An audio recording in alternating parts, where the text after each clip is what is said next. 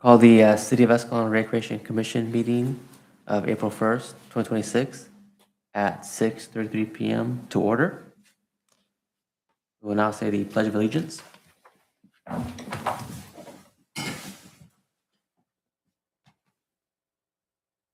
Allegiance to the flag of the United States of America and to the republic for which it stands, one nation, under God, indivisible, with liberty and justice for all.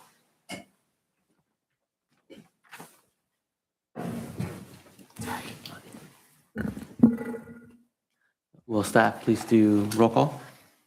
Absolutely. Trejo. Here. Commissioner Hogan. Here. Commissioner Silva. Here. And Commissioner Showalter. Here. You. Chair, you have quorum. I note that Bauer is absent. We'll move on to our consent calendar, which is agenda item number 1, approving the minutes from the Recreation Commission meeting of February 11th, 2026.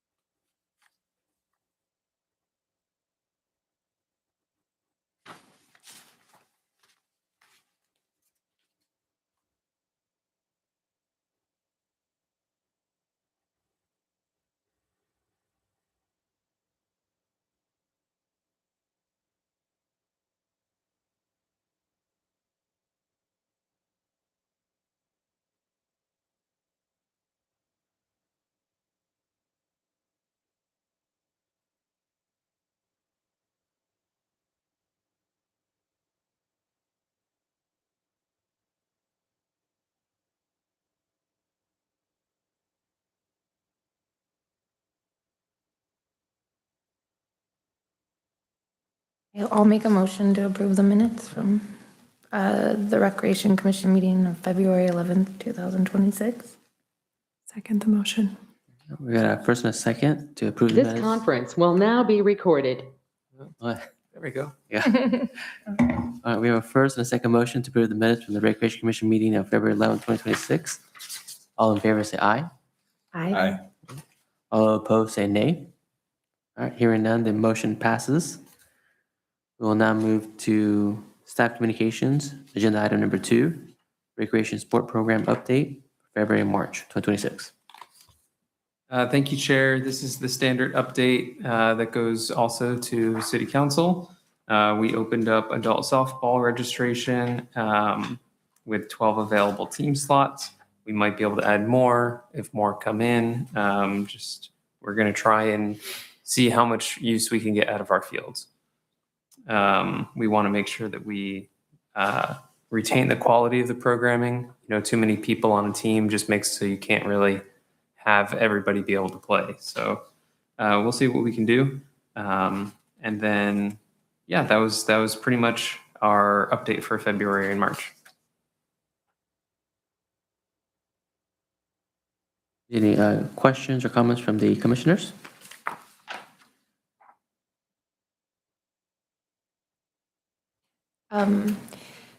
I'd just like to say as going through the process was a lot.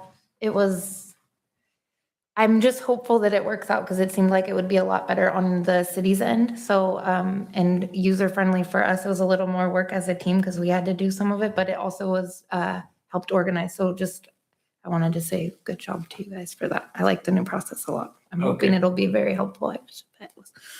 Yeah, absolutely. Yeah, we understand. Really good job. Thank you.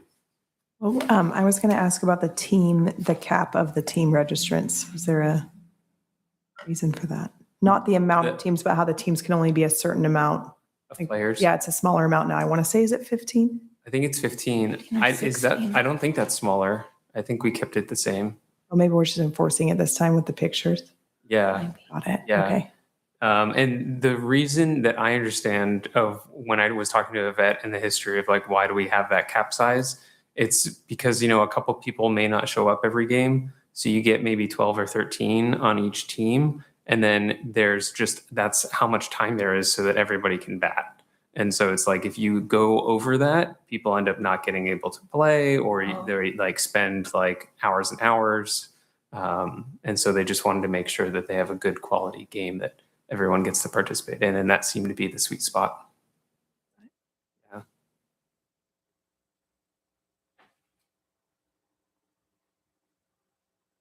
Hearing no other comments or questions, we'll move on to agenda item number 3. So this agenda item is new. The purpose of it is to bring attention to and inform the commission and council of staff's direction for activating the community center. So we want to be able to, manage it, and we want to be able to play chess and not checkers. And so this gives everybody eyes on what we're tracking and why. And as we begin to implement things like trying to rent out the kitchen or trying to rent out some of the office space there, this is where you'll see those metrics being tracked, and you'll see what we're seeing of, are we meeting our goals for revenue generation? Are we attracting rentals from outside of the community? And so this is just kind of a written dashboard, so to speak, of how are we doing towards that. So you'll see it on the second page. There's a little chart kind of as a conclusion, the cost recovery. That's going to be pretty much the bottom line that we look for every month.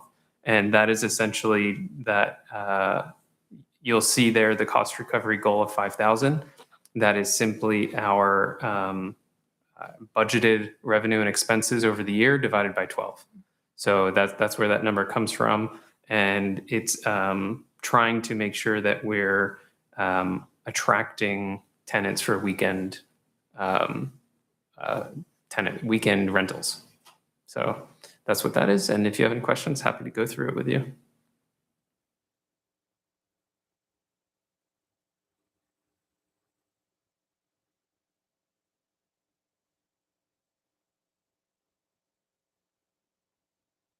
I say thank you for putting that together. I feel like a lot of talks over the last year or two is about government spending and being transparent. I think this really shows that, that the effort to show, what's something costs to the residents to have, like the community center, and what it takes to recover it. So I definitely appreciate sharing that information.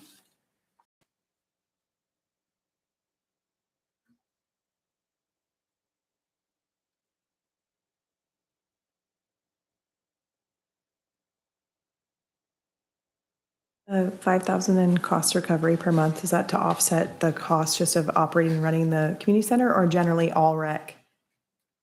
Definitely just the community center. Just the community center, Yeah, okay. rec's a lot more. And more expensive, okay, Yeah. just making sure, just wanted to. Yeah, at minimum, and I don't have the number in front of me, at minimum, we want to make sure that, we pay a contractor to clean it. And so at minimum, we want to make sure we recover at least the fees and passing on those costs to the tenants. So we make sure that we capture that. And then there's other fees of just, we have electricity, we have general maintenance and other items of concern that go on that we want to make sure we capture. Is that the cleaning, like the turnover cleaning fee, is that pretty, just off the top of your head, is that a pretty high? Well, I just signed a bill for like $1,000 last month. So For the whole month? for the whole month, Okay. yeah. And that was for 3 events. Thank you.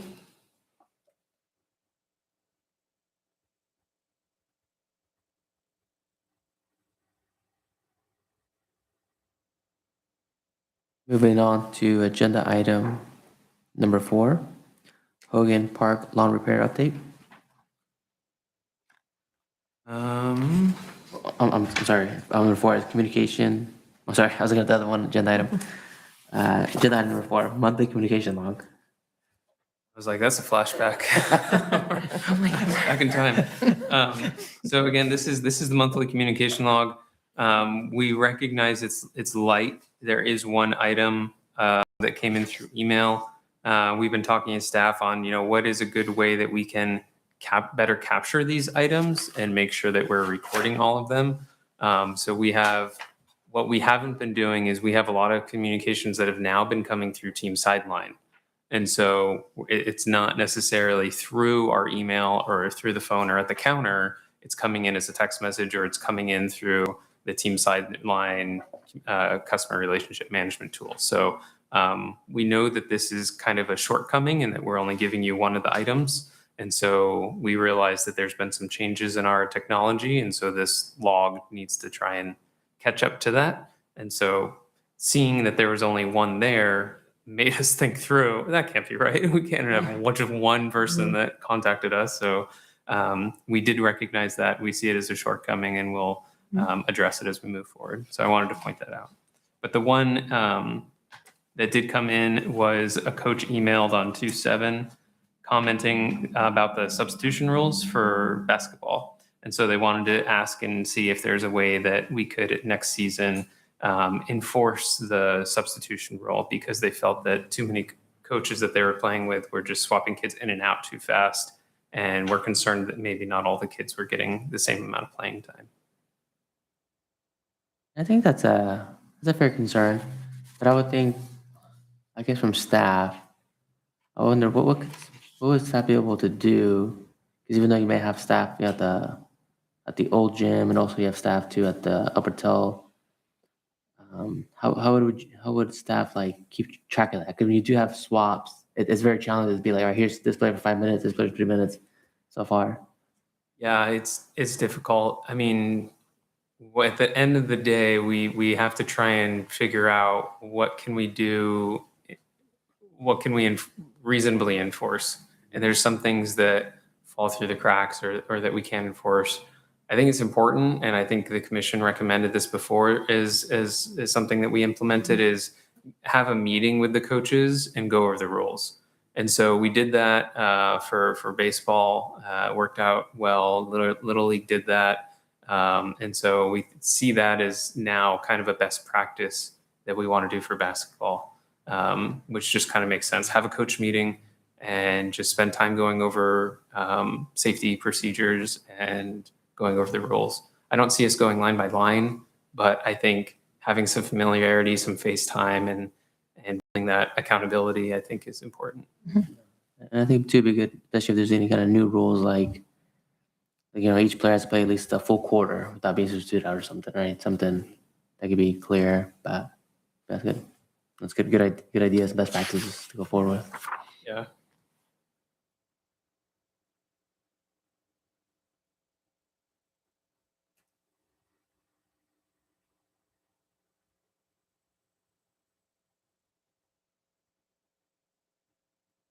Moving to agenda item 5, 2026 basketball season survey, parents and coaches. So this item, typical item, comes back every season. Yvette has done a really good job turning this into a dashboard, so you can really see the highlights of the numbers. Let me scroll down for the audience. So you can see the dashboard there. Really good, captures the data. So we see we have 16 coach responses, an overall experience of 4.25 out of 5, which is higher than previous seasons. A rating on our equipment of 3.69 out of 5, a scheduling of 4 out of 5, communication 4 out of 5, 88% of coaches felt supported, 69% plan to return, and 75% appreciated the evaluation process or were aware of it. Some commentary on these numbers. It's very interesting. You'll go through it, especially the ones with the parent survey. And please keep in mind, we noticed a typo after publication of the agenda. So you'll see the very first document in here is the coach survey overview. The next one is the parent survey overview, but the title doesn't get changed. It still says coach. So just be aware that the next document is the parent one, not the coach one. But with that said, we noticed that there are a lot of situations where, and I can't remember off the top of my head, we'd be happy to have you guys spend a few minutes reading through this, where two parents will just say the complete opposite thing. And it's like, well, we obviously can't implement both of those. And so what we want to do is just really focus on where's the feedback, the lowest hanging fruit, or just the fruit that we can glean on how to improve this, how to have a good customer service for our community and have good quality programs. In scouting, we say, keep it simple, make it fun. And that's just a really good mantra for youth programs. It's, kids don't need something complicated. They just want to play basketball. And so we just want to create a safe space for them to do that. And we use that lens, or at least I did, going through these comments and trying to figure out what can we learn from these comments and what we can do to make it better next season. One of the notes on plan to return is not necessarily a metric of their experience. It's more like they might be aging out, or their kid might be aging out and they're just not available next year. So there's some factor of this data point that is unreliable for using it as a proxy measure for the quality of the programming. And that's all. Thanks for listening to my spiel. And we'll, take some minutes to go through it, and I'm happy to answer any questions or any observations you want me or staff to pay attention to in this. Some seems like modifiable feedback, like there was kind of consistent discussion about the eval process. Maybe some of it we could factor in, I won't summarize it, but some of them seem repetitive. There's other stuff that's non-modifiable. We can't change, we don't have access to facilities. And that we don't have indoor practice facilities. I think some of the conversation could be had about what we provide as far as equipment goes. Specifically, basketballs of the right size for each division. I know Vet's worked really hard on getting new stuff that meets the needs, but there still were some very specific complaints and feedback. And then the basket height, I tend to agree with that on the 4-5 division. I know that aligned with the program we're going with, but the height is pretty intense for especially some of the 4-year-olds, the 6-foot height.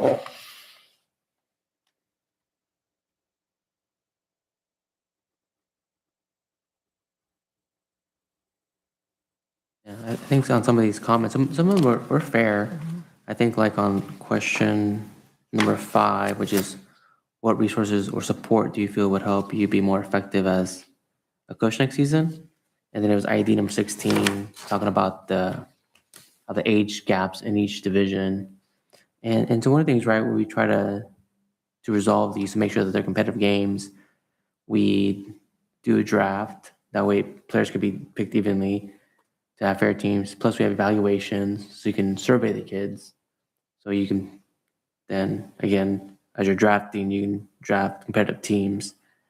But I think what you end up finding is that you do get situations where maybe, let's say, for example, for like this age division where they're talking about there's 3rd graders all the way to 6th graders. Let's say Matt and I are going to be coaching together. And let's say both of us have 3rd graders. All right, so now we're starting off with frozen kids on 3rd graders. But then let's say both of our kids said, hey, we want our best friends on the team. So we're like, okay. So we then select maybe our two pigs as 3rd graders. So now just because of the, our kids and maybe we're also picking our nephews or something like that, you will find that even though we have evaluations, even though we have a draft, we still get in situations where the age gap will cause a problem in terms of some of these games. And so in this, I think that's when we look at whether it's basketball or other sports like football, soccer, that we really, really push hard to have these tight groups. And that's really the key thing. Because in this situation, if you have, let's say, a division for 3rd and 4th graders only, at least in that same situation, the man I'm talking about, where, all right, we're picking maybe have a team of all 3rd graders. Well, at least when we go play against somebody, it's against 4th graders, not against a team of 6th graders. And that kind of eliminates that issue. Also, too, one final note to make on this, not this last year we just had a basketball, but the previous year, I actually had a 3rd grader actually quit on my team because he was looking at all the other players, that were on the same kind of age group, and he didn't want to compete with 6th graders and 5th graders. And so I think even just having small age divisions, you might have more encouragement for players to play in it. Plus, everybody wants competitive games. Nobody wants to see a blowout. Nobody wants that. Everybody wants to see close games. And so I think that's really, one thing, really, the things we should look forward and plan for future divisions is really trying to make them as tight as possible. And consistently over the last few years, there's been the comment of more games, but then also, which is funny because I feel like the same comment came through on another sport, no games on 3-day weekends. And it's really difficult then to juggle that. If there's a desire in the community for a longer season, it's really hard to make that also match the, long weekend schedule of school. But I just want to point that out because it has come up now a few times in the surveys or feedback.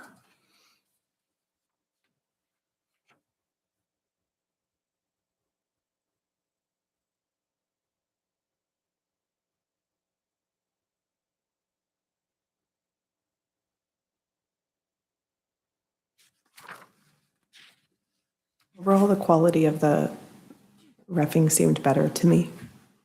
I mean, I was at the middle school for that age group, but I yes. appreciated the level up from the previous year. It was a little more structured of a game in general. Yeah, no, it definitely is. I feel like the high school kids probably, I feel confident them knowing what the rules are, but I think they kind of lack the confidence to like enforce it, and so they kind of struggle with that piece of it. And so sometimes they just let the kids play. But part of being a ref is make sure you call them goals or any kind of violations just to ensure to kind of keep things under control.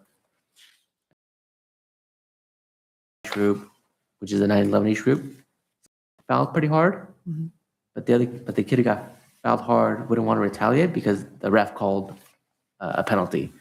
All right, and so just that alone kind of prevents any kind of can prevent any issues or fights out there because the kid doesn't have to defend themselves. There's already a ref there to call on it.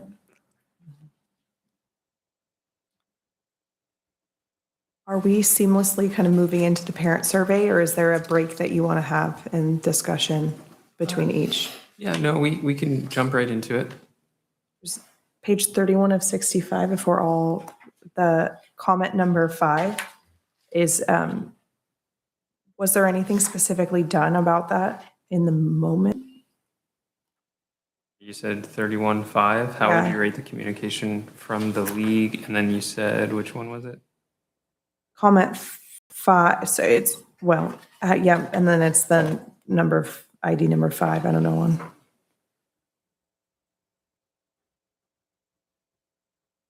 Oh, Are we required to give feedback to the reffing? I don't know, that's a Yes. really intense comment to make, so I don't know. we can definitely find out where this came from. Yeah, for sure. I feel it deserves a follow-up in general, and maybe it's a one-off and it was just a frustrated person, but that's a pretty intense comment to make. I think there was some background on this that Yvette knew about, but I can definitely follow up and get that to you.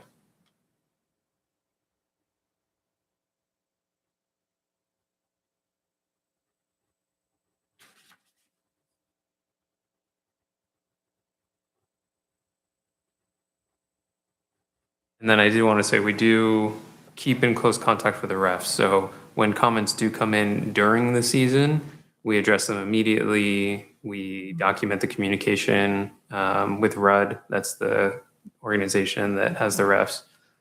We document it, and they've always been very responsive. And we saw that mid-season where they weren't calling things, and then we talked to them about it, and then they were. And I think this was even more prominent in flag football, and we use the same refs. Yeah. So, but we do have a process for that, and Okay. we'll follow up.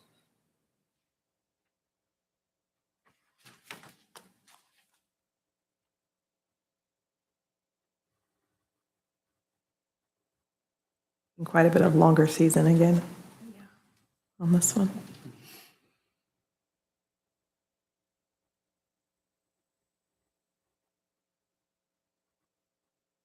I know it has, with scheduling, it may not work out, but is there a possibility that there may be, like, my question's 2 parts, I guess. With practice, there seems to be inconsistencies. Do we plan on maybe not making it a requirement, but pushing so that there is consistency across? Because it seems like some teams didn't at all, apparently, some did, and then some had trouble finding locations. Do we plan to address that? And then this is second fold to maybe help. Could we potentially do an open gym by like age group, and that at least gives kids, I saw that in here somewhere too. So those both piqued my interest as something we may want to look into. The practice, really, I think that's with basketball, it seems to be, because it's evolving, but that's hard for some kids, especially if your brother is practicing and then you're on a team that doesn't, and you're, I'm feeling for, so anyhow, Yeah, I'd like to look into that. yeah, and I recognize it's related to, we don't have any courts. Right. And we don't have any lights. Right. And so it's difficult to have some sort of structure or requirement and then just not really be able to offer Right. them a space to do that. So when we worked it out with El Portel to use their basketball courts, but it was essentially like a first come, first serve, whoever is able and willing and wants to do it. And so the people that were excited about it did it. Well, it was great, but like my team, no one could come until 5:30. So then we couldn't practice, or only too good, and it wasn't, and it was fine. We made it work, but it's just, I wonder if we did have, it would have to probably be volunteer, but if we could have the gym scheduled for like one, I don't know how the scheduling works, or if we only get it weekends, but maybe it's worth looking into at least an open gym. So whoever can't, or who only has available at night, they can come shoot and have someone there to teach them some skills. Just an idea until we bridge that facility part. And maybe there's another idea that's better, but I think that would be something worth checking in for basketball. Yeah, absolutely.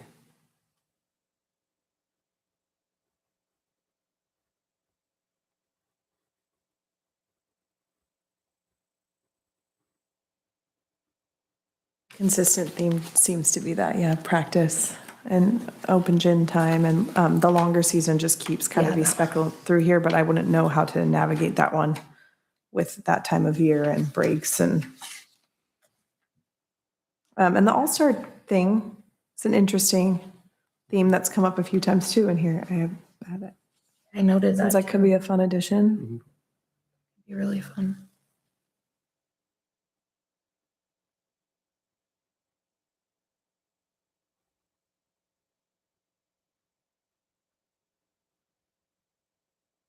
And I wonder too, if they say just look into that, I wonder what the cost would be, because I would imagine we would just still use our Sacramento Kings jerseys. So I wouldn't think we'd have to buy new jerseys. And I know with All-Star Baseball, the city just pays for one tournament. Now it's gonna be the same thing, you just pay for one tournament. The expenses might not be that much.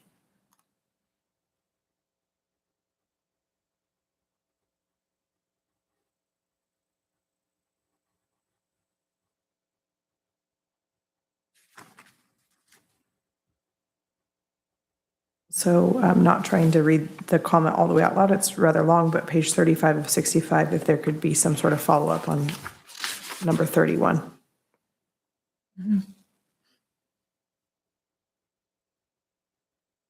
It's just very specific.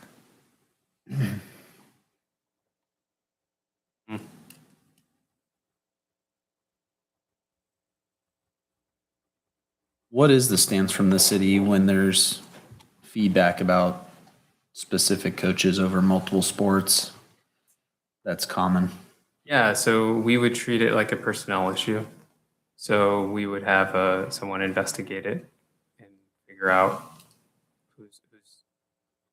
whose side is accurate, and what can we verify and prove, and then what measures need to be taken because of what we found. So Is there a policy in regards to like duration of time that someone, for example, can't coach, or is there any policy in regards to that? yes, there is. Okay.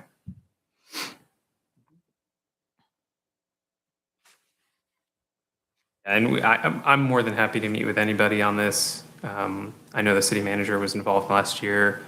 And so please just, if this particular item is something that you want to know about, like the resolution, the history, the more specifics, so that you can you feel like you can do your job better as commissioner, please just reach out to me. We'll talk on the phone and we'll schedule a time. We'll meet in the office and we'll talk through it.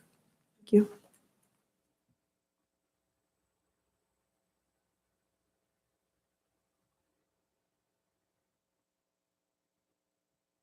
Are we allowed to make motions or suggestions based on this survey result? How does that work? Like if we read it and think? Yeah, I guess we're not making a decision, but we can say we recommend this as a recommendation, make a motion for recommendation. Yeah. There's no vote scheduled, so there's not like a formal direction, but we're very flexible. I mean, if you guys want staff to look into something, I'm more than happy to do that. You have a motion? Just I don't know how to say it, I guess, just the all-star thing. I'd love to hear if that is an option. I think that sounds like a cool addition. I agree. I wrote that down, so I second it or agree. Because Yeah. I think that would be, it could appease the longer season and also give them something to work for and be excited about. So I like that a lot. Yeah, for sure. We'll come back. We'll put it on the next agenda, or I'll send you guys all an email on this is what the process is to do that and how we could implement that for next season. Thank you. Yeah, it seems super reasonable. I think it's something I've heard before, so it's not like completely out of nowhere. Yeah. People have been talking about this. It's, I think, even on our to-do list. So yeah, you guys are totally on par for the course on that. Thank you.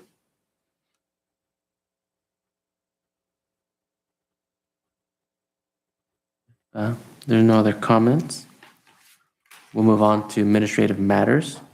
Agenda item number 6, adopt 2026 adult softball rules. Yeah, there we go. So this is for adult softball. Same rules as last year. I don't think we made any changes.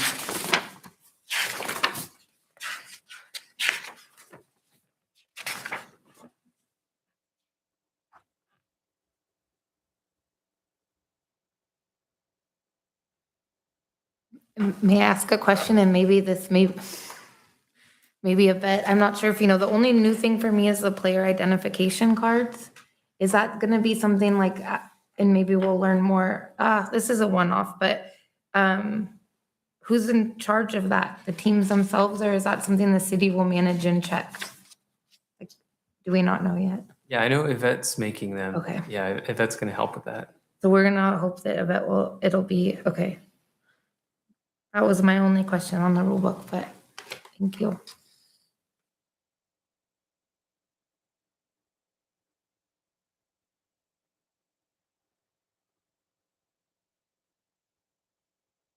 I don't think I understood that the photo was going to be put on a card you carry. Yeah, we'll have IDs for you. Be fancy. So if someone, for example, sent in a gag photo, that probably wasn't a good choice. I mean, it's subjective. It might be a great. It might be a great choice. Maybe that's what adult softball is for. Yeah, I love it.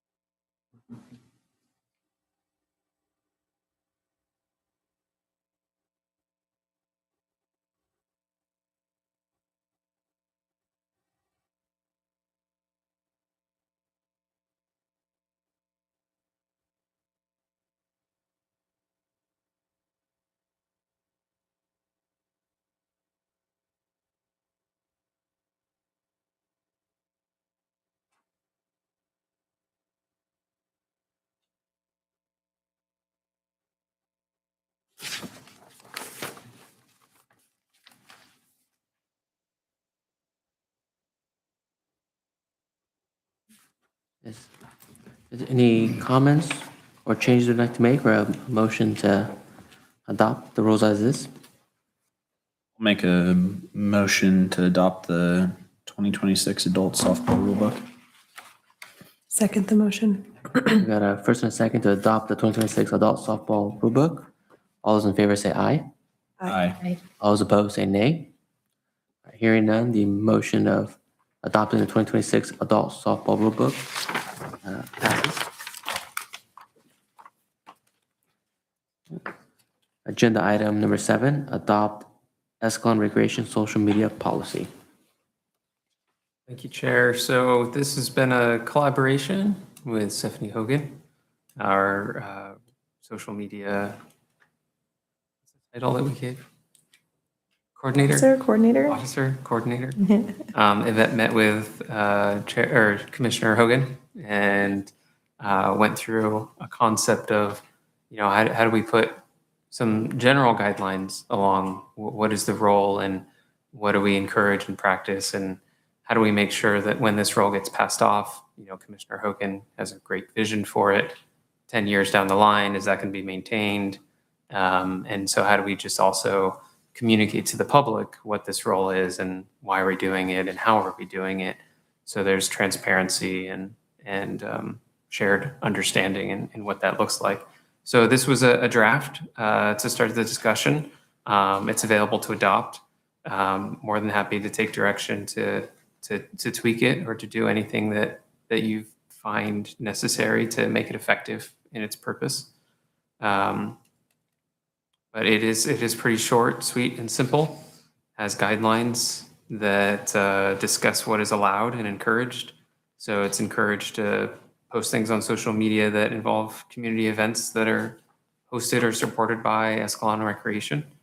Escalon Recreation League highlights, photos, sponsor thank yous, volunteer spotlights, fun, positive, family-friendly content that encourages participation. So that's the frame for what would be considered allowed or encouraged. And then things that would not be allowed would be political or campaign content. And I do want to point out that there are certain rules about and laws about that too, of discouraging pictures or names or advertisements of sitting politicians. That's something that we're not supposed to use taxpayer resources to do. So these were kind of put together as guidelines, keeping in mind what's the vision of this program and kind of what also are the laws that we're supposed to follow.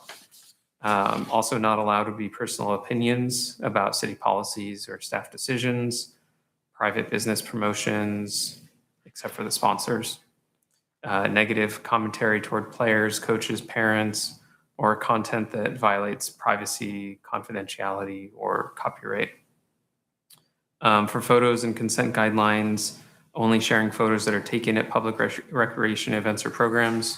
When you sign up for a recreation program, you check a box that says that, you're might be photographed, that you're sharing your data to be used for official purposes.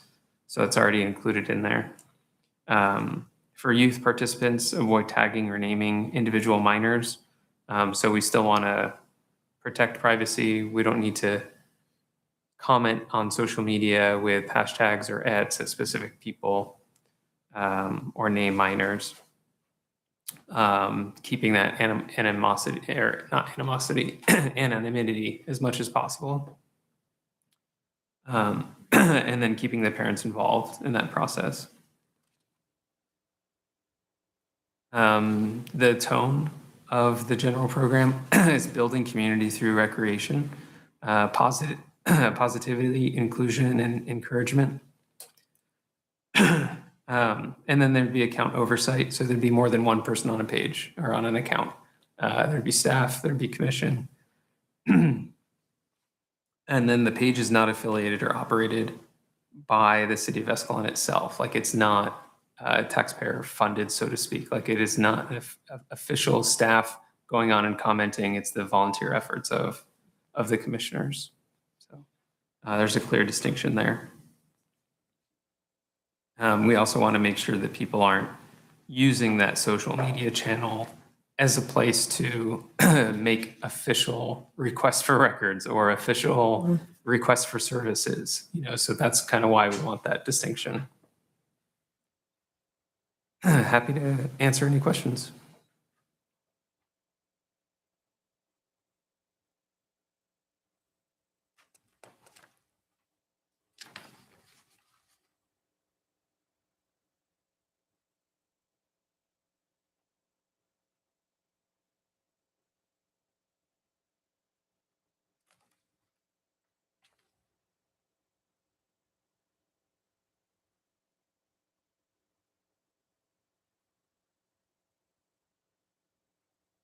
No, I just want to say it looks like it's really well put together, especially all the areas that it covers. I feel it's very clear, concise, and sometimes we have policies like that's what you kind of need, is just be very, so have something that can be understood very well. So no, so far I'm seeing, and what Trevin went through, it looks good, and it looks like it's what we need for the social media policy.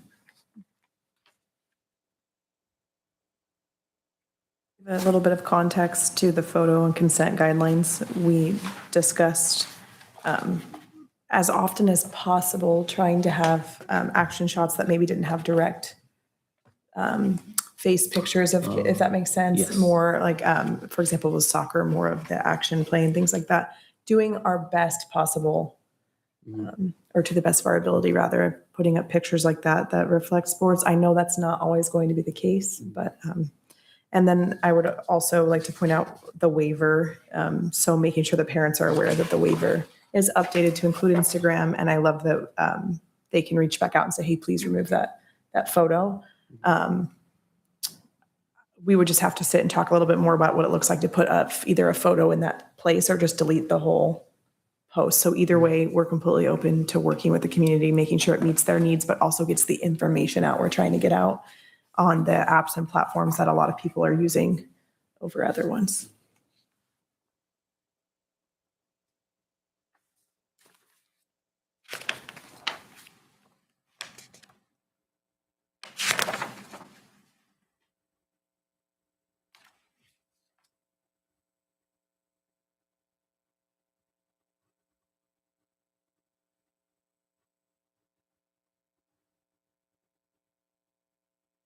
Making a motion to approve it, or how did you, sorry, in the beginning, I thought I heard you say something like that, but are we just reviewing? No, it's available.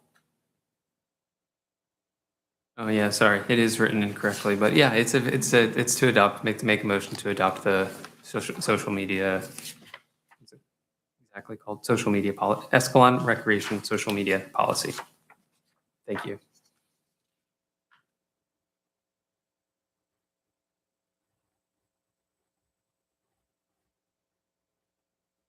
May I ask one question? Will you, or whoever is in charge, are you going to monitor what is being posted potentially? Like how some can have, would you make sure it's appropriate before it gets posted, I guess? Do you mean like tags and ats and things like that? I guess, like on Instagram, people can't really post, but if there's a Facebook, like someone can go post on the page, like, would you make sure it would be appropriate before they can share their opinions or things? Yes. Okay. I know Instagram is what we talked about most in depth, but just in regards to, you can shut off the comment, message, and tag feature, so that when you have an official account that's affiliated with a business, or for example, with this city or Friends of Recreation, you can make it so people can't privately message, tag, and have it automatically go. Oh, got it. And so on. And I'm assuming the same safety features exist with Facebook. I'm not as robust in my knowledge of Facebook, so this is going to be a learn, sit and play with the safety, but I would not, I would absolutely not let anything go on a. I figured, but okay, because But I welcome feedback as it rolls out. I would love feedback even in real time if anyone's willing to contact or let me know they. so I hope to see some fun videos like some other cities. Yeah. I can't wait. And I should probably state that like the idea of it was more outward facing, like we're trying to give the community information on the platforms that they typically access, but maybe not as much inward facing. So maybe not taking That's as many why I was like tags worried. and Okay. hey, here's my video, replay it. It would be more, we are outward facing. Hey, I have this awesome video of soccer this year. I'd love to put it on to highlight the program. Here's the link to the survey to come fill out the survey for soccer. Great. That would be an example of a thought, but not as much, I Not guess. as engaging, it's more of sharing information. Correct. Okay, Yeah, got it. more outward Awesome, facing cool. to the community, Thank you, less thank you. taking tags and comments inward. Because yes, at that point, that becomes an untamable beast, Right, so to okay. speak. And I don't necessarily have the ability to. Okay, cool. Okay, thank you.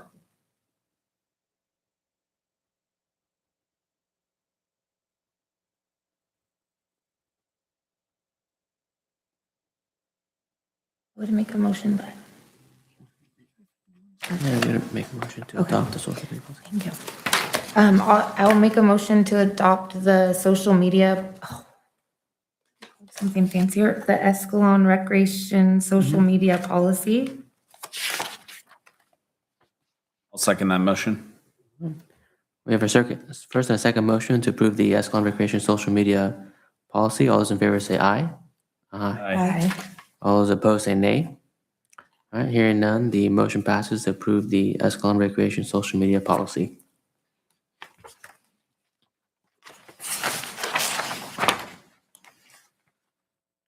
Moving on to agenda item number 8, discuss capital improvement planning for parks, recreation, and recommended priority projects. Thank you, Chair. Unfortunately, my PowerPoint didn't want to work. Couldn't get it to load for some reason. So you just get to listen to me instead of looking at pretty pictures. But essentially, this item, discussing capital improvement planning for parks and recreation, does come with a decision tonight. Yeah, not necessarily a decision, but general discussion and feedback input, how you want to ask for capital improvements for Parks and Rec. So that's the general discussion for tonight. I want to start off by just explaining how the capital improvement program works, or capital improvement plan works for this city of Escalon. Before I got here, it was a loose process, and the direction that was given to me was the city's interested in making a more robust process, having things written down, shared, be transparent, have it link up better with the budget and with our planning documents. So we worked together as staff to come up with a framework to do this. So we now have an internal capital improvement plan policy that's a guideline for staff on who does what when, who's on first, who's on second, and gives us a roadmap of how do we develop a good capital improvement plan. It starts in February. What we do is we look at all the assortment of projects. So is there something mentioned in our general plan? Is there something mentioned in our wastewater master plan? Is there something in our streets plan that says that we should have streetlights here, sidewalks there? Just kind of what is that? What are the disparate lists and plans that we have? List them all out and then create that one big master list. So staff did that. We spent February and March, parts of March, creating that big list of these are all the projects that have ever come across anybody's mind in Escalon that we know about, that are reasonable in our sphere, not just complete off the wall ideas, but reasonable. And these are things that have been talked about with council or discussed before. Then the next step in the process is saying okay, well, which one of these are the most priority? Some of them come with safety concerns. Are people getting in traffic accidents because this infrastructure isn't fixed or updated or modernized to meet the needs of today's environment? Is there a climate issue, a resiliency, we call it resiliency issue, where the infrastructure wasn't built for today's climate, so we're seeing flooding or damage to persons or property is what we look for in terms of safety features.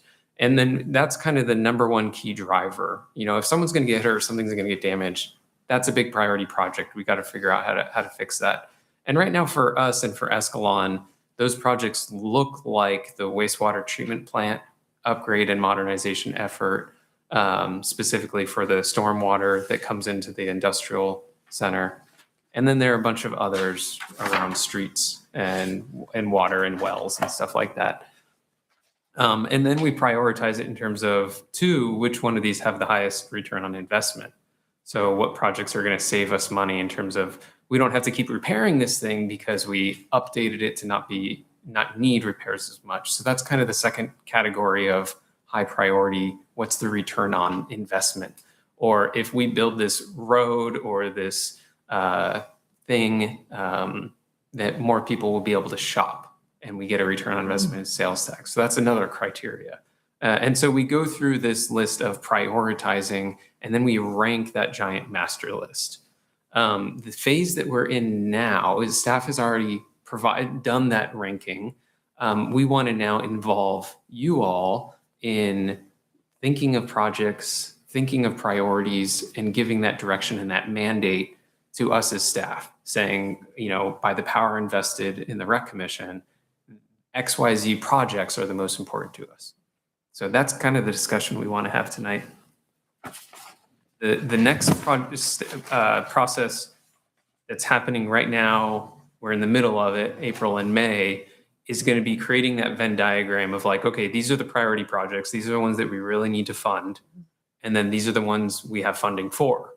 As you know, government is kind of like, I don't know, does your family have like a bin of just gift cards?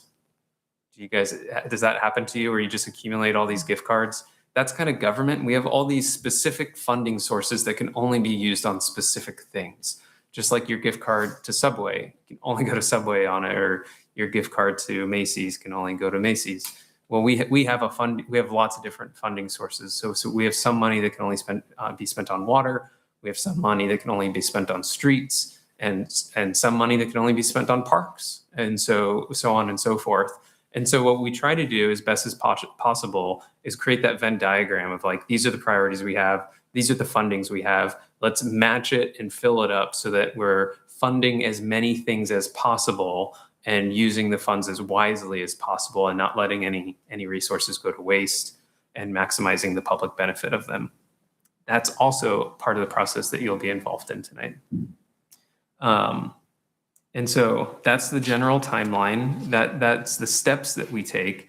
The final step is we take all of that information, all the recommendations from the commission and from staff, and we bring it to the attention of council. So next Monday night, I'll be giving them just this short talk of the process. I won't be talking to them about specific projects or funding priorities. I'll just be introducing them to the calendar, to the timeline of how it works and why. And then next month is when we'll introduce them to the budget conversations and actually appropriating and allocating money to projects. And then for us, for Rec Commission, your role is to identify community priorities, review existing facility needs, and recommend a short list of priority projects for City Council consideration during the next 5-year capital improvement plan cycle. So our existing parks, which you already know them, they're a mix of neighborhoods, community parks, and special rec districts. And I created in your staff report here a chart that shows which parks are general fund and which ones are special fund, because generally you can't commingle the two in terms of funding. So while you may be able to use general fund money on the special fund parks, it's generally not advised because you probably have a lot more needs at Hogan Park, which can only, you don't have a dedicated funding source for that. You only have general fund. Whereas the special district parks, they have their own special district funding. So it's best to use that funding for those parks because that's what it's there for. So you're maximizing the limited resources that we have. Many of these facilities are aging and require investment to maintain safety, accessibility, and service levels. So there's life cycle issues. A lot of these playground equipments are nearing end of useful life. I don't want to say that they're unsafe, but you can tell that they're aging. There's irrigation systems that need modernization. We've talked before about the turf at Hogan Park, and then shade structures. There are a few pending projects that I want to bring to your attention. One of them is the Parks Master Plan, and I wrote them all out here. And I'm more than happy to dig into more of these if you want.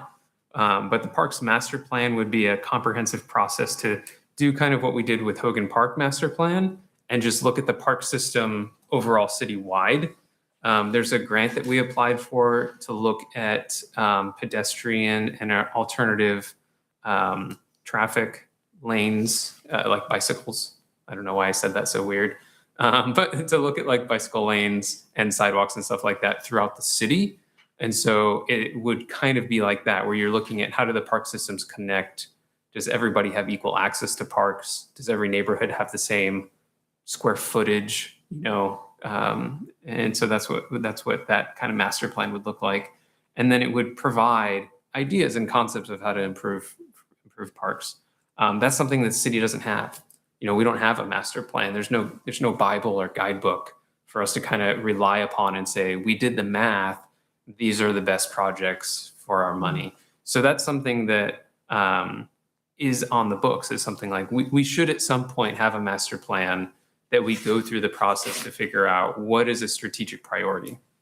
And then other ones, the playground equipment, there's 3 parks that have aging playground structures that should be replaced. This is a budget line item, and a couple of the next ones too, the City Park Phase 1, Phase 2, and Phase 3. Those 4 projects combined are projects that are identified in our Nexus study for development impact fees. So the theory is that these are needs that we have. We've budgeted them and estimated them. They only will get funded if developers build here. So if you build new houses, then they will pay a small portion into this. I forget the exact calculation, but if you use I think it's the 75 houses, the growth limit. And so if you use that, I think this was planned out over a 10-year period. So if we hit that 75 houses a year for 10 years, all of these improvements would be funded, Hogan Park would be funded. That's the general concept of the Nexus study. And then there's a share in here of some of that would be funded by general fund dollars, because those services would be provided. Those parks would benefit citizens that already live here, not just the new residents. So that's the list of current pending projects. There's more to it that are on the books that have been there. The last one on the list is the Swanson Park improvements. So this one is a current initiative that you should know about, is that Swanson Park, some of the residents are asking to increase their lighting and landscape maintenance district assessment that's on the Westwood Estates, so that they can afford to put in a swing set and a basketball court.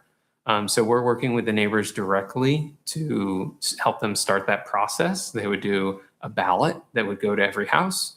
And if everybody approves of those improvements and approves of the increased rate for their property taxes, then there would be a temporary increase to pay for the new improvements. And then it would come back down significantly after that bump. There'd be some that would be then needed to stay increased for the maintenance. But that's a process that they are working on. So I want to bring that to your attention, because while it is a special district park, it's still under your jurisdiction as the Rec Commission to know about what's happening with that city infrastructure. The other side of the coin, like I mentioned, looking at all the projects and then looking at all the funding sources. There's a section in the staff report that discuss the various different funding sources. I won't need to go over all of them. It does discuss in more detail the development impact fee nexus study. There's also the special districts that I mentioned, the lighting and landscape maintenance districts. There's also very specific state and federal grants that we try and apply for. Prop 68 is what helped fund some of the Hogan Park improvements in the past.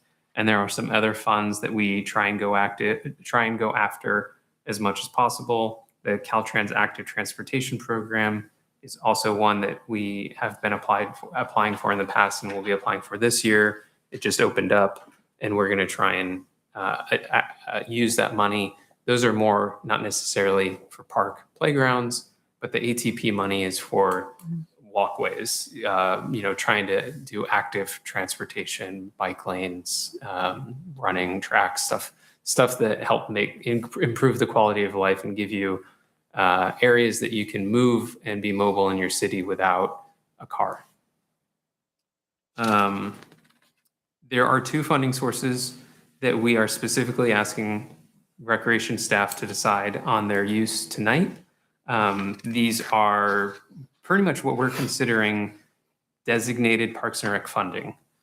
So somebody did pass away, a gentleman by the name of Reagan passed away and left a bequest to the city. I believe it was just shy of 300,000. And he has asked, or his trust has asked, that it be made to some durable improvement in parks. So he's asking for some sort of structure or something to be named after him.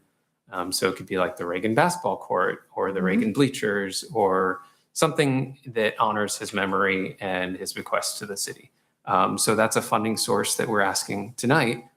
What do you want to do with it? What do you want to recommend to council that council does with that funding? The second dedicated funding would be, we had a joint venture with the Unified School District for the pool. As you know, the pool got demolished at no fault of our own. So the school gave us most of the money back. There might be 70,000 or so that gets retained. We haven't heard any word that it will actually be retained. So we might have that full amount refunded to us. So in total, there is 425,000 available funds between those two funding sources that we need your recommendation to take to council to say that this is what Parks and Rec would like to do with this funding in the next 5-year capital improvement plan and in the next year's budget. We'd like to spend it as soon as possible. We don't see any reason to hold on to the funding unless we're waiting for a bigger project, and that's more than okay if that's your direction. But we don't see any reason why we would want to sit on the funds if we have them available to improve an asset or to improve the quality of life for citizens. So that's the staff report. I'm sorry it was super long. I wanted to make sure that I caught everybody up, including anybody in the public that's listening, on what the CIP process is, why it's important, the background of it, the background of the funding sources, and then the overview of the projects that are on the books, and then the funding sources that are available. So at this time, staff requests that the commission identify a short list of priority parks projects that should be considered for inclusion in the 2026-2031 capital improvement plan. These priorities will be presented to City Council.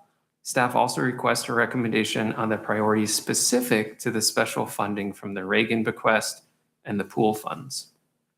Thank you.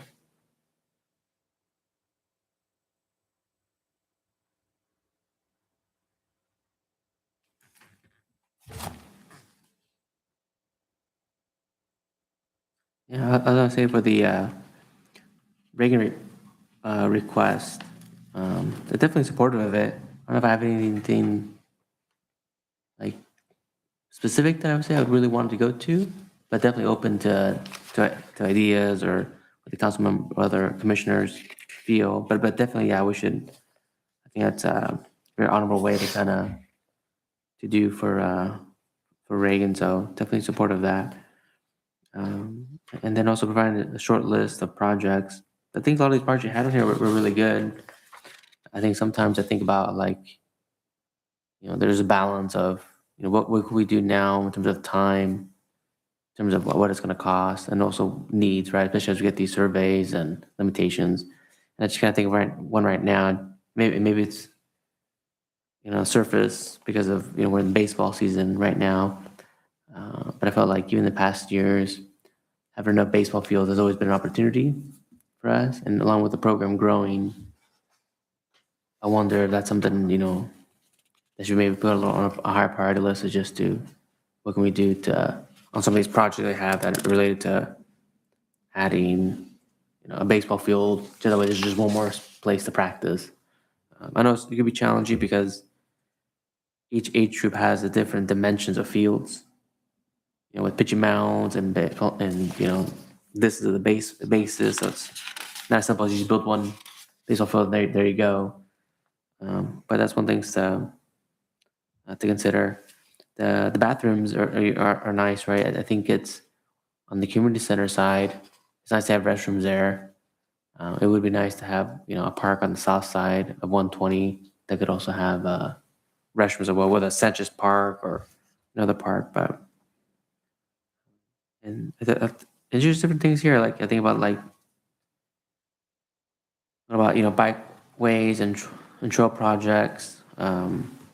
There's the community, a lot of communities out in Manteca that are kind of new, and they have that a lot where they have like sidewalks, but they also have like a trail kind of like asphalt area, so you can have people on bikes or electric scooters or on a different path than the sidewalk. So stuff like that is really great. I think that's kind of more of a modern way of having that in a community.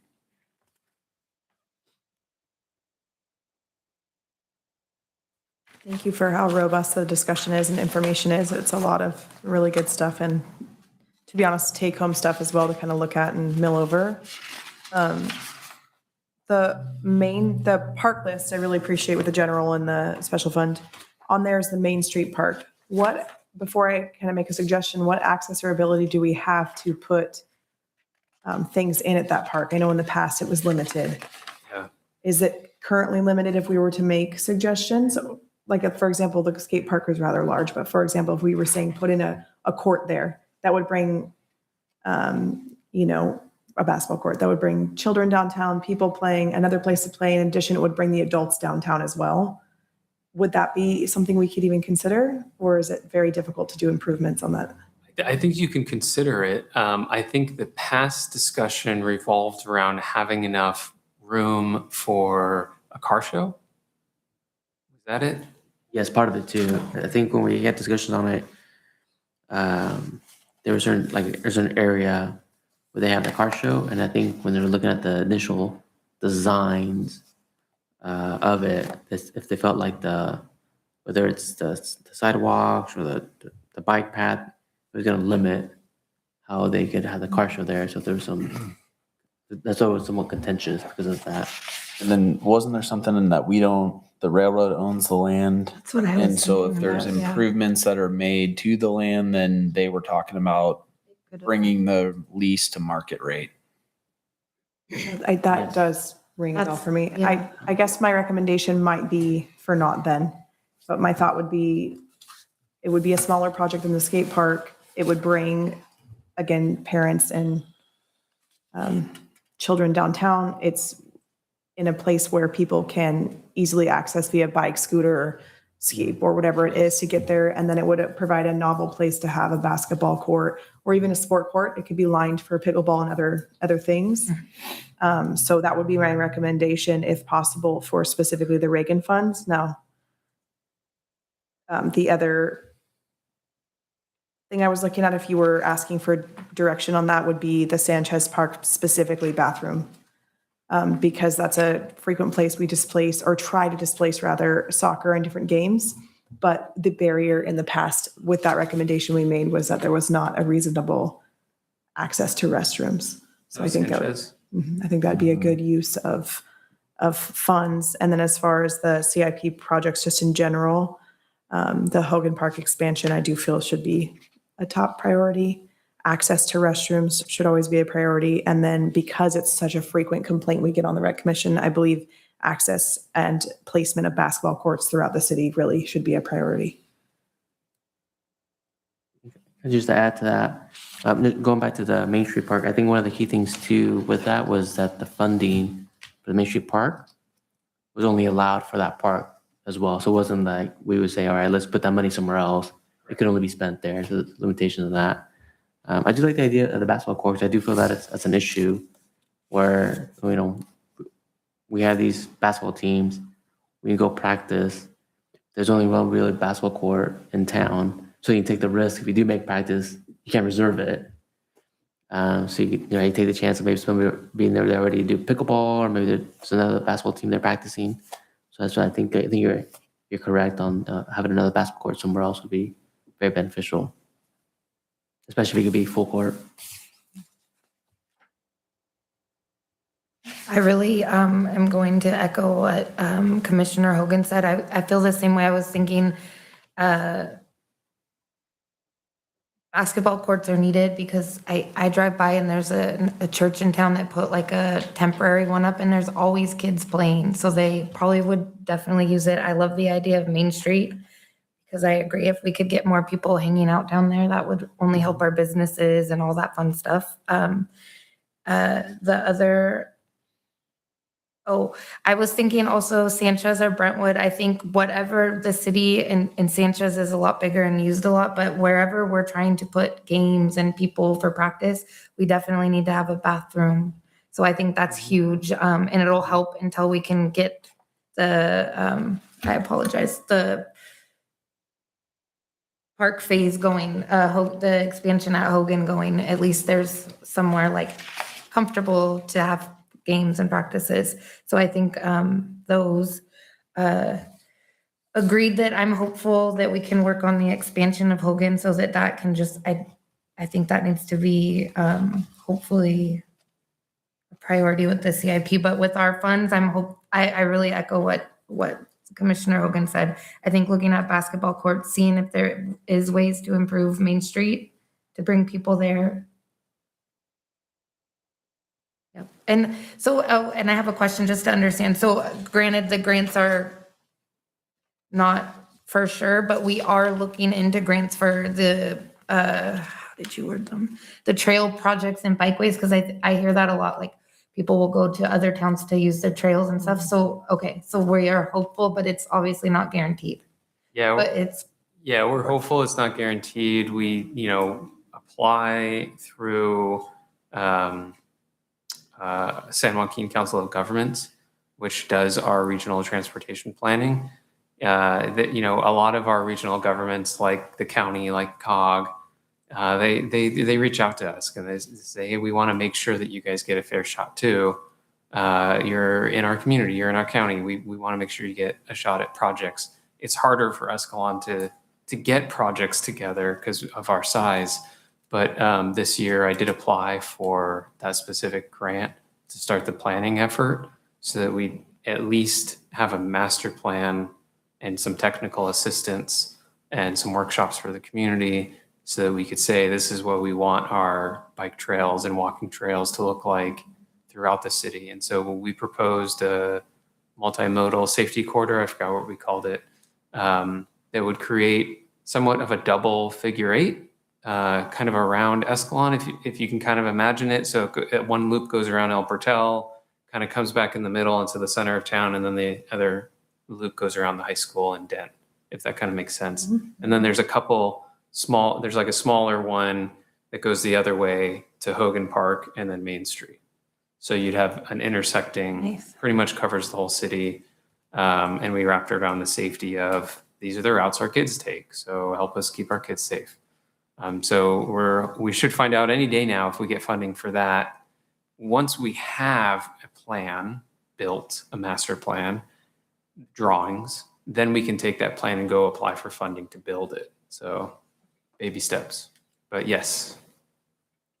Thank you. And then did I hear correctly that we're going to be expanding east or north of the baseball fields with a soccer field and a additional baseball field? Okay. That's a volunteer effort. Got it. Okay. Yeah, I think out of the list, the Sanchez Park bathroom would be a welcome addition. If we're gonna replace the playgrounds that are coming to end of life, I like the pour in place, not bark, but the rubber. And then the basketball court somewhere in the town, I think would be the top three for me. Just that what Matt's saying, I know the rubber bark is sometimes controversial, but I prefer rubber bark than wood bark. Well, I think it's like the actual like pour in place rubber, so there is no like exhaust. Yeah, I got you. Yeah, I don't know what the cost is on that. I understand. Composite kind Yeah. of.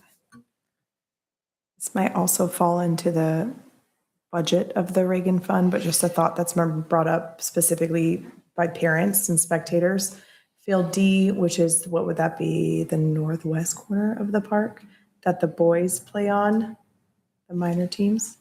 It has no protected dugout. And while I think spectators understand that they will be both sides in the sun the entire time, I think there could be an argument made that both sides, because now there's aluminum benching there, that there should be some sort of protection for the kids so they can sit in a shaded area during the games. I was doing a little bit of research trying to look at prefab aluminum ones, and those run roughly into 10,000 to, and that's a 5-foot by 20-foot dugout. Field D. So just another thought, if, I mean, the ones that we all echo, I think, deserve the most attention, but I was just throwing another opportunity in there to a very visible, it would be, I think, a well-received update to the park for the kids. And I put up a whiteboard, so hopefully I'm tracking your notes correctly and as honestly as I can type them out. So if anything needs correction, just let me know. Okay, so I feel I'm hearing a lot of consensus, second, third, fourth on Sanchez bathrooms, get that area available for playing, for kids to book practices and games there. So that makes sense. Definitely a need for basketball courts throughout the city. And then you all seem to agree that Main Street has some sort of opportunity to have some sort of amenity there to bring people downtown. And the rubber pour in place for replacements, not doing the wood or the mulch or the rubber mulch for the tires.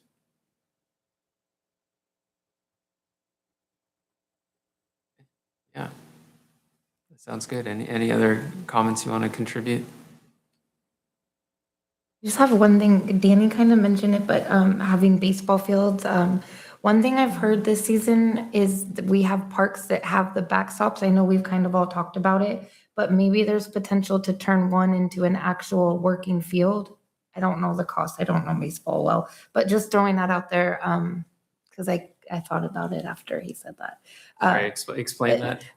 Maybe you can explain it, but I'm not a baseball person, but there's backstops already at some fields, but the infield isn't so, like, proper. Thank you. Brentwood and Sanchez have the backstops, but they're grass infields, and they're in the basins Which ones are that? Brentwood, in Sanchez. Sanchez?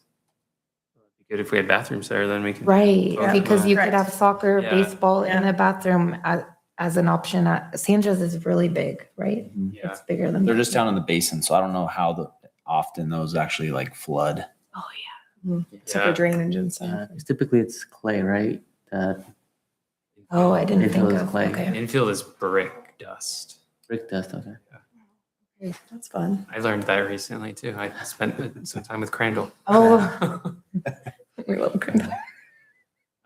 Maybe it's not that bad if it does get, I guess, underwater maybe, but Yeah. I that'd be the didn't think of that. consideration is, Yeah, if it yeah, does flood, how does that impact it? yeah. And we can certainly look at it and figure it out. We don't need to have gold-plated Right. baseball fields. We can figure out what's the minimum viable way to, keep it simple and make it fun. That should Sure. be just practice or something else, or Certainly for practice. Young younger games, kid practice, games. yeah. Yeah. Yeah. Yeah, we can keep the tournaments at Hogan, but just have another space for practice. Two kind of final suggestions that I'll add in here because they're relevant. The home side of bleachers, this is on, would that be field B? So is that Largent Field? Yes. So that would be the third baseline, those home side bleachers. That was one of the ones that weren't updated with any shade or foul ball protection like the other side has, and it gets direct sunlight. So that was a community received complaint from multiple people. It wasn't just one person over the course of the last couple of weekends playing Little League ball out there. And then there's a railing fix issue needed for the girls' side, so Sketty Field. And that's going to be the away side, so the first baseline, that side of bleachers. The railing doesn't come all the way down, and the seating has broken, And so there's a space that actually an adult and a child have fallen out of now. It's a kind of an In open, this season? correct. Oh man, we talked about that one. Not you and I, but staff. Yeah, we're Unfortunately, it's just an easy way to step up and then accidentally kind of fall right back down because it's just a perfect size gap. So if we could just look into that, I don't know how expensive those improvements would be. Maybe they're just on some of it, maybe a nominal fee, but anyway. yeah, absolutely. That's on the maintenance log. Oh, right on. It's already Okay. there. We're just- Thank you. Yeah.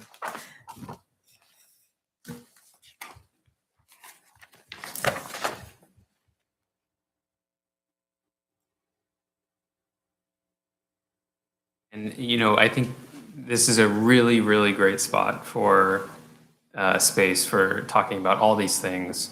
But I also want to make it clear to the audience, like, we are always available to have these conversations. We always want to hear feedback on how our facilities and our fields are functioning.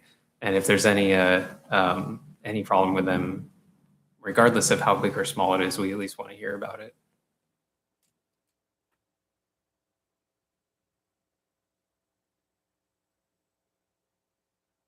Access to water tie-in was another thing that was brought up to me this on the west side of that park. You're going out towards the fence line where the goats are.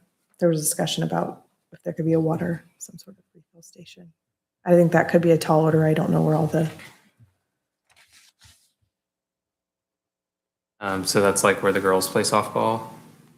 No, it's the No. T-ball field and the 8U boys field. the final water, like fountain refill stations you'll have are in the dugouts, but the problem is we were, as parents, spectators, you're told not to enter the dugout. Thankfully, that's there for the players, but if you are a patron of the park, I'm trying to think of where your water, it's over by the restaurants, right? Or, yeah, the restroom. restroom. Would be the only other water refill station accessible to anyone spectating as a player. So just a thought of adding one more somewhere for people that are out there. Okay, well, if you guys are confident with the notes, we can call it good. If you want to put a fine point on any of them, happy to do that. It's up to you, Chair. Oh, that was great.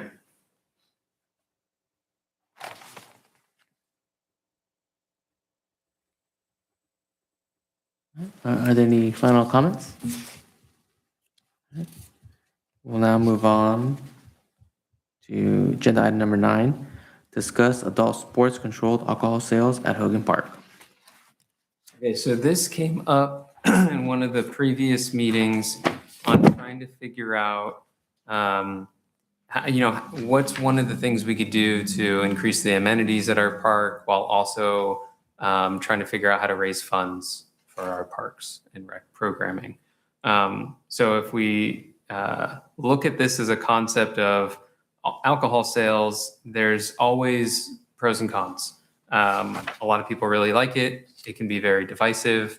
You can't really have it around sports programming. A lot of programs ban it outright. So you wouldn't be able to have it maybe during the day at Hogan Park, but maybe at night during some of the adult sports you could. So there's an opportunity, but then also some challenges.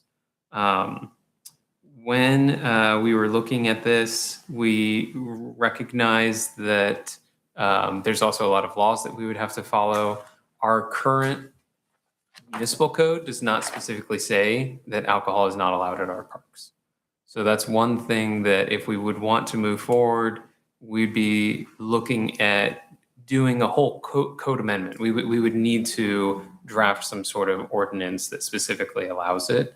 We would feel uncomfortable moving forward with something without that assurance, without that footing to say that this is okay. It's not really enough that it just simply doesn't mention it. So wanted to kind of just really open up this discussion to you all. No real structure to it. I'm going to kind of run through some of the talking points in the staff report. There's no absolute and final written in stone decisions that'll be made tonight. Just whether or not you want us to refine this concept, turn it into a business plan, and come back to you for review and approval, or do you want us to stop thinking about it? That's the decision point tonight. Is, we're at a crossroads. Which way do we go? So starting off, let's kind of go through the budget. So the rec program is supported by 2 general fund program budgets. We've got parks maintenance, and then we have recreation. Parks maintenance gets all of is the cost center for what it takes to maintain all of our parks. They get the lawn expense, they get the fertilizer, the water expense, the staff that it takes to run those programs, manage tree trimming, facilities maintenance, all of that. And then the recreation program code, that's our cost center for activating the space, running the programs, hiring refs, paying for t-shirts, stuff like that. The Parks Maintenance Fund ideally would work as an indirect cost center for the recreation programming. So ideally, if we were a business operating, we would say that's our overhead, and we need to capture those expenses in our pricing for our programming. That's likely how Rainbow does it, how any other private complex does it, is maintenance is a part of what you pay for when you register for those programming. We typically have had very little or minimal ability to charge those indirect costs or overhead costs to our residents through our rec program. And we've really subsidized the rec program for youth specifically to make sure that costs stay low and affordable so we can have good, high quality programming and something to do for the families. And that's a policy level discussion. That's a policy at the council discussion of how much you want to subsidize the programming. And there's no good or bad, good or evil decisions about that. It's just a statement of what is. And it's perfectly fine to do something like that. But that is where we are right now. So when I sat down and did the math of how much do we actually have in the budget for these programmings, these represent these 2 programs together, parks maintenance and recreation, really represent the full cost of maintaining athletic fields. There is some indirect cost that goes to another overhead account that I just didn't even touch because we were so far in the numbers already that I was like, let's not even worry about more indirect costs. Let's just worry about maintenance and parks and rec. In recent years, the city has budgeted on average $540,000 annually for these 2 funds, though actual needs have likely exceeded. As you know, there's deferred maintenance. So just because we have the budget at 540 doesn't mean that represents the total need of the 2 programs. But we need somewhere to start to crunch the numbers. So 540 is good enough. Of note, the city recovers approximately only $200,000 in recreation sports revenues. So that's from youth and kids. So there's a delta of $340,000 annually. So that's what we want to try and figure out intelligently, meaningfully. How do we plug that? Now, alcohol sales, concession sales might be one of those ways to improve that very slightly. We've discussed previously how to enhance opportunities and amenities to generate new revenue at Hogan. One of those concepts was alcohol. There are various different considerations for selling alcohol. And again, this would just be at like adult softball. So what would it look like to have a concessionaire at adult softball to vend alcohol? We would need to figure out how to align with state licensing requirements. We would need to figure out how to enclose the space. We would need to update our municipal code, as I mentioned. We would need to update some of our insurance standards and possibly buy another policy. And then we'd have to have some sort of operation control. And we'd probably have to have some sort of lottery on which concessionaire gets the license to vend at adult sports. But if I ran this by a couple of the players in adult sports that signed up, that came by our counter when they were there, and they all really liked the idea. They were like, yeah, everybody else sells alcohol at their adult sport events. Why don't you guys? You should also probably do ice cream because the 2 go well together. So they were like, that's a no-brainer. Of course you should do that. But for government, we have to take things slow. So I did some quick math to figure out, well, how much money would this generate, and would this actually make sense? And so if everybody, let's just assume everybody buys one drink. Not everybody's going to buy a drink. Those people who do buy a drink are probably going to buy more than one. So it's just a safe, rough estimate. And so what we figured out is that you would likely be able to raise just shy of $9,000 per season in just alcohol sales, just to the people who show up, assuming you're selling 80 drinks per game night. So adult sports, Thursday night, sell 80 drinks total. Could be more, I don't know, just a baseline. That would raise approximately $9,000 a year. And then we would share that with the concessionaire. And then if we did adult soccer, there'd also be some more revenue, maybe half of that. So we're looking at maybe at 11,000 or 12,000 in total for the two leagues. Ultimately, at the end of the day, what this looks like is about $15,000 a year that would be split with a nonprofit, which equates to about how much revenue we get from the adult fees. So we'd pretty much double our revenue from adult fees, basically, is what it breaks down to, and how we would compare it to something tangible. So given that, it could generate about $9,000 for us, it could double the revenue we get from adult sports if we do this. We think that it is reasonable to pursue spending some time and money into researching how to make this possible, putting together a business plan, and coming back to you with the fully fleshed out business plan of how we would make this work. We think it's worth the investment of that time. And so if you guys have any questions or concerns, happy to talk through it. And if you would like to recommend us to go forward with that direction, I'd appreciate it. What's the current policy today? Do they just bring their own and have a cooler in the dugout? Or is it no alcohol? There's no policy on the books. There's no law on the books. There's nothing on our sign. Nothing. It's completely don't ask, don't tell. So my understanding is that from people that I've talked to, they remember there being something in the past that said no alcohol at city parks. But when we looked into it, it's not actually written down anywhere. It's not on our signs. And they think that we did update the signs 5 or so years ago. And so they think that maybe with that update, that got removed because everybody was drinking and no one was going to enforce it. So that's the word on the street, but I have no proof of that. That's just what I heard from the institutional memory of the folks here.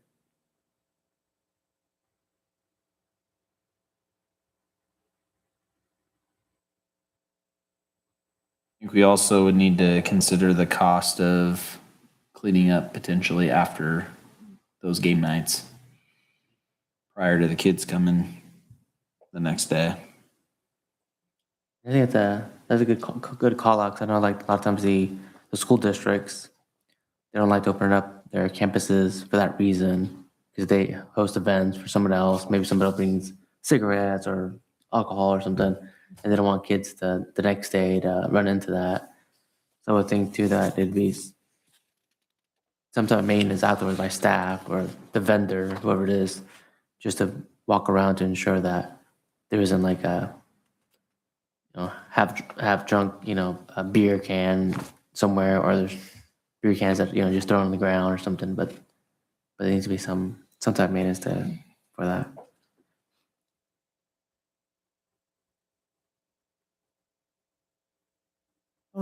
See this as a vast difference from what's already going on during adult softball, other than we recoup the revenue from it potentially.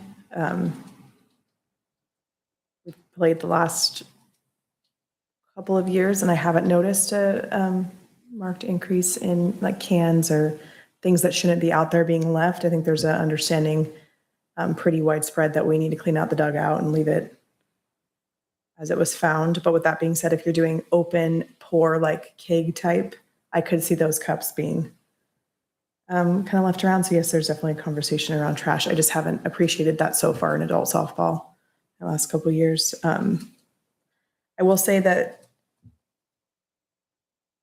I'm on the end of less restriction. So if voting this in means that people are going to be told they can't bring their cooler anymore, I don't know if I necessarily want to tell people how they could come play America's pastime. I guess I would have to know more about how this would look for me to, I guess, weigh in properly. Is it that you can only purchase from here and it will be enforced? I think that seems like a lot of work. Also, this directly impacts the current nonprofit vendor in the concession stand because they wouldn't be able to have their current system in place to, it's all high school students. And my understanding is they're not allowed unless they're 18 and up to even walk it out unopened. I'd want to know more about how we could meaningfully do that without harming their structure. Is the snack shack open today during the adult sports? No, but they have the current agreement on it for the year. So when, my assumption, I guess, is that they'd have first right of refusal to run it if we were to agree on doing it through the snack shack. I guess they could sublet it out to an adult group if they wanted, but that's not the current process. And this is a little bit off topic, but when I was in high school, I ran the snack shack for the baseball association, and we would pull in through like barbecuing hot dogs and hamburgers, like $1,800 to $2,200 a Saturday. So I think there could potentially be some avenues to drive a larger revenue than this without alcohol being involved. And then looking at $8 a beer versus bringing a cooler on my own, I don't know if I'd pay $8 for a beer.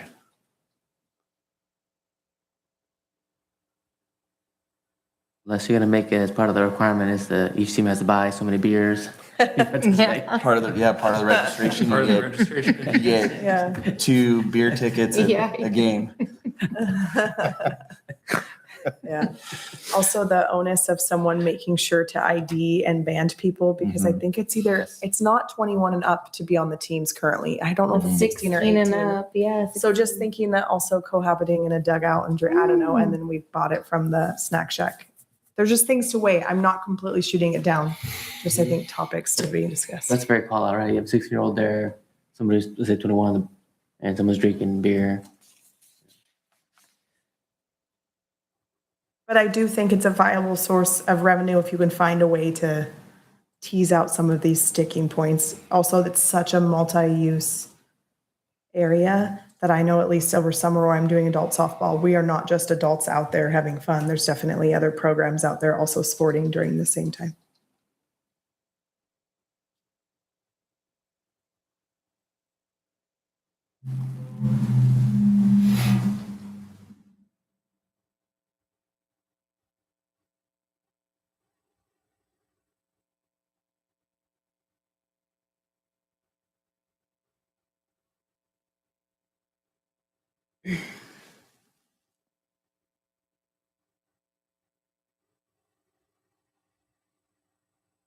Transparency's sake, because it's on the agenda, I did discuss it with other community members.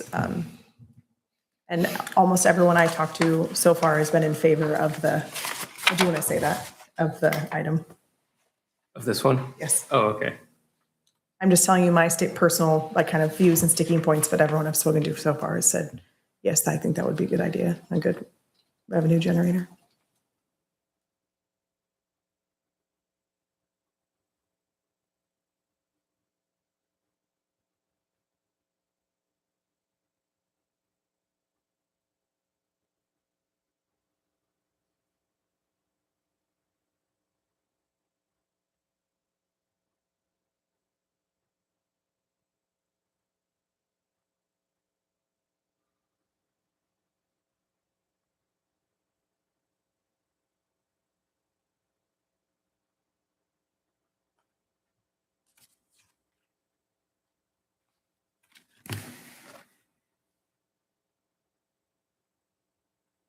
Are you hoping to have this done before adult soccer, or excuse me, softball and soccer begin?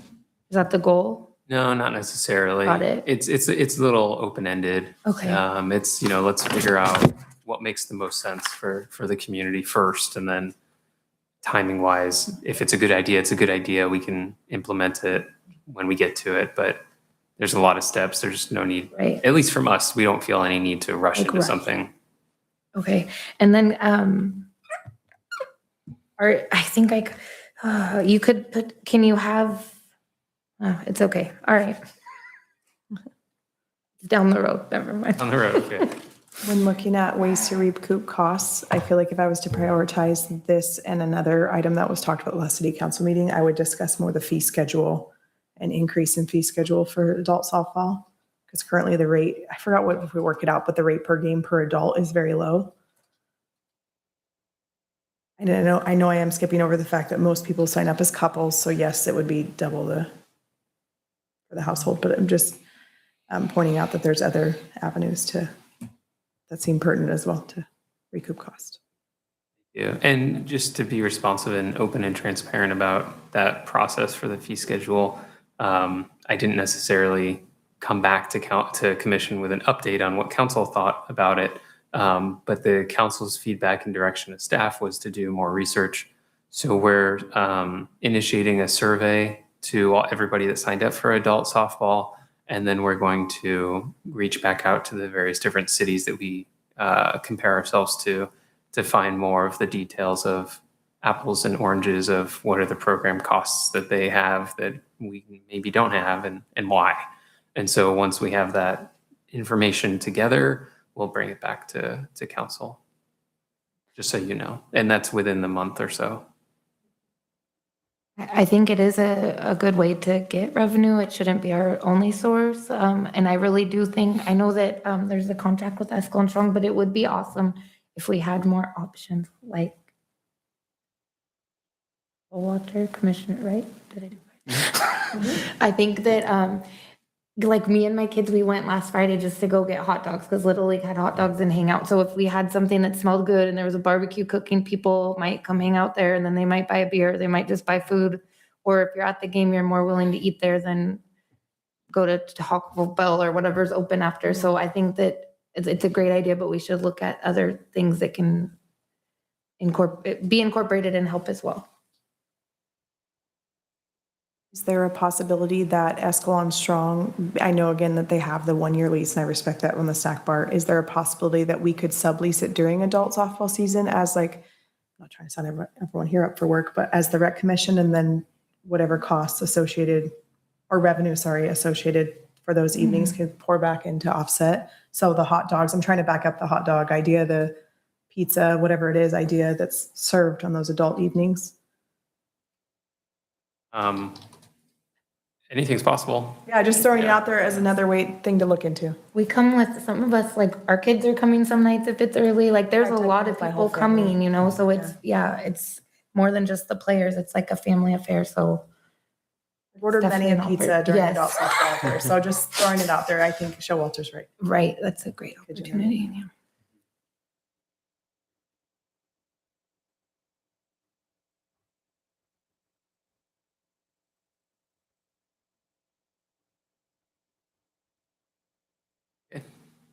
Chair?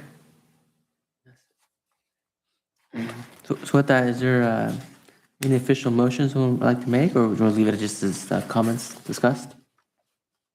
This one's just discussed. Okay. Yeah, I took notes. I have a fairly good sense of your direction.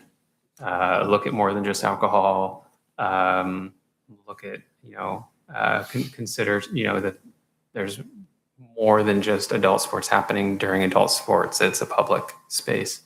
And then consider how it could impact the nonprofit that operates there and the teenagers that serve there and the teenagers that participate in the sports. And so I have a full page of notes and we'll charge forward on implementing those.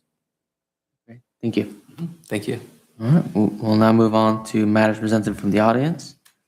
So at this time, the public may address the Recreation Commission on any non-agendized items that's within the authority of the commission. Seeing none, we'll then now move on to Commissioner Communications. We'll start off with Commissioner Showalter. Yeah, I'd say the tree trimming at Hogan Park made a pretty big impact being out with the lights on at night. So much appreciated. And I think that was a welcome enhancement to the fields. Commissioner Hogan. Echo what Commissioner Showalter said. It's, looks very nice and is allowing for adequate light. I would like to do a small shout out to Escalon Little League. We did our first update to the facilities there, albeit small. It was very useful. We did a new mic and Bluetooth extender so that we're able to play the music for teams over the current intercom system, and the mic extends out enough. So every Friday night, if for all those listening and all those here, if you're interested in seeing a Friday Night Lights games, they will be announced and you can hear it through the system. So Very cool. that's pretty fun. That's so awesome. And I got my oldest right now in Little League for the 12U team, and the season is going great so far. You know, the jerseys, you know, I'm sure everybody's seen the jerseys. The jerseys look great, especially for the 10U and 12U. Looks really good, really sharp. Also, felt like the competition is really well. You know, we've so far, our team, we've played against a team from Salida, a team from Mountain House, and I felt like the competition is just we're even with them, which we're going to see that. And also to the coaches on the other side all been behaving well and have good sportsmanship. So that was great to see. But overall, you know, we've had 4 games and it's been great. It's going really well. So I think big kudos again, you know, to Commissioner Hogan and everybody else that's participating in that program to make it work well. You know, you always expect the first year to be a little rough, right? Have some turbulence on it, but so far it's been great. I have no complaints, and I think a lot of the parents and coaches appreciate how it's been going so far. Commissioner Silva? I agree. Like I said, I have gone out to a few games. I have kids in rec still. So, but going out to the Little League games, it's been really fun and it's been really cool to see it come together. And so far it seems to be going successful. So I watched a couple really good close games and it was like a lot of action and fun. So they just seem like they're having a great time. So I'm really excited. I think the other thing I just want to say thank you, Trevin. It's nice to have some more substance and like it seems like not substance, but like more that we're progressing and growing in the right way. So thank you. It's very nice. Pleasure.